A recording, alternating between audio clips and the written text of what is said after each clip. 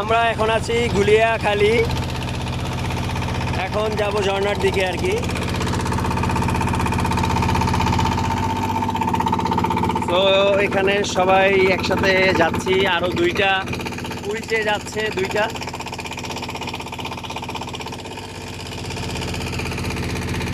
আর এখানের পানিটা আজকে মোটামুটি অনেক ভালো, এই জন্য ভিউটা খুব সুন্দর দেখাচ্ছে।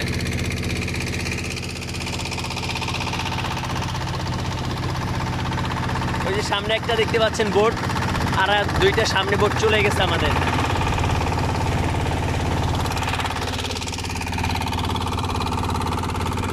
এখানে আপু ভাইয়ারা সবাই ছবি তোলা নিয়ে খুব ব্যস্ত।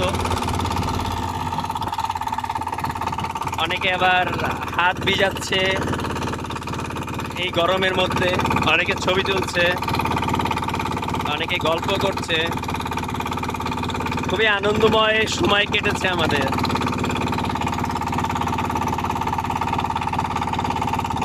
আর এই দুই আপু একদম সেম ড্রেস পরেছে, অনেক সুন্দর লেগেছিল তাদেরকে। আর একটা লাল আপু ছিল, তাকে দেখা যাচ্ছে না, সে অন্যটা চলে গেছে অলরেডি। এই যে এই পাশের দৃশ্যটা দেখেন, খুব মুগ্ধ করার মতো একটা দৃশ্য।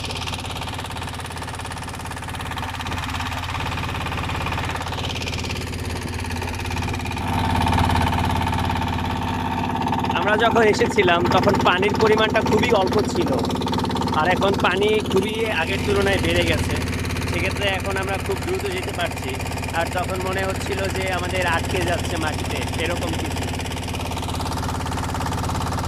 আর এখানকার একটাই সৌন্দর্য, দৃশ্যটা খুব অপরূপ দেখতে। তাছাড়া মানে এখানে সবাই এই দৃশ্যটা দেখতেই আসে।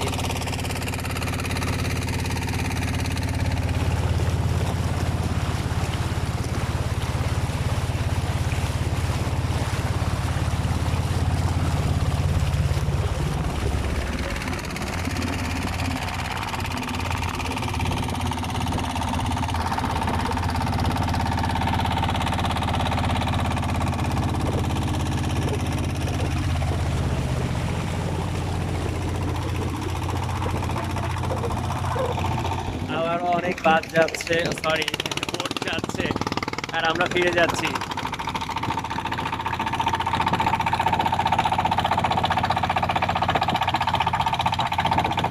আর এখানে এই সকল বোট দিয়ে মাছ ধরার কাজে ব্যবহার করা হয়। এগুলো হচ্ছে আগে মানুষ নেওয়া হতো। আর নদীর মাঝখানে একটা গাছ, এখানে যখন পানি থাকে না, এই গাছটা কাদা ভর্তি থাকে, এই পর্যন্ত কাদা থাকে।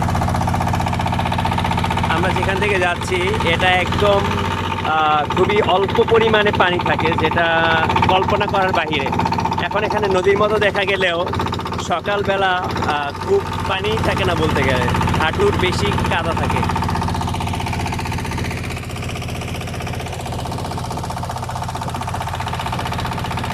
আর এখানে এই জিনিসটা খুবই ভালো লাগে, এই যে পানির মধ্যে গাছগুলো দেখা যাচ্ছে।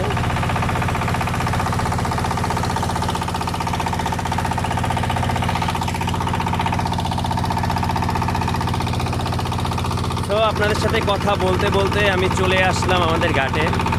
তো এই যে দেখা যাচ্ছে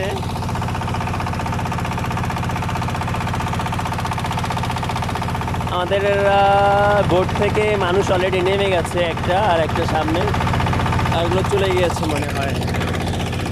আর ভাইয়ারা যাচ্ছে ছোট ট্রলারে করে, হয়তো বা ফ্রেন্ড সার্কেল ঘুরতে এসেছে। তো সবাইকে অসংখ্য ধন্যবাদ এতক্ষণ আমার পক পক করা শোনার জন্য। আমাদের সাথেই থাকবেন। ধন্যবাদ পিপি ট্রাভেলের পক্ষ থেকে।